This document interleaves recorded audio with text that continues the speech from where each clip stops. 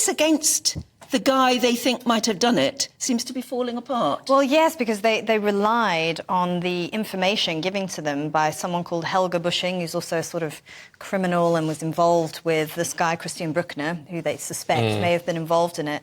But now he's sort of backing off from what he's been saying, and he's refusing to cooperate with the investigators. And if he does that, and Christian Bruckner's still not cracking, then the whole thing could implode, which people are now saying is such a huge blow, because I think the Germans were convinced that he was involved somehow. And, you know, it's disappointing for Maddie's parents too. It just, I have to say, I don't sound like a blooming know-it-all with it all. It never quite sat with me, I have to say, Nigel. It just all seemed a bit too convenient. And like, where was the actual evidence? There wasn't any, was Well, there? that's the problem. I mean, that's the problem. So this guy was the key witness who knew Christian Bruckner.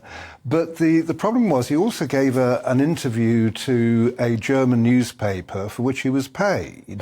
Now, that kind of makes you feel that having done that, going into court would be a problem. In this country, that would be illegal. You wouldn't be allowed to interview a witness, and certainly not pay them before a court case. And of course, as you say, I mean, you sort of really feel for Kate and Jerry on the basis that their hopes get up and then they're dashed again, and it feels like this one is being dashed for the final time. I know. What they were saying is these are the sorts of people you're dealing with. I mean, when you're relying on the testimony of someone like this, they can be very unreliable, people like this. I mean, there's no suggestion as to why he's wobbling now on the No, they didn't detail it in the piece. You know, they were just sort of talking about the character of the man, not a reliable person. But if there's been payment involved, then, you know, I mean, that can sort of point towards why he maybe said things.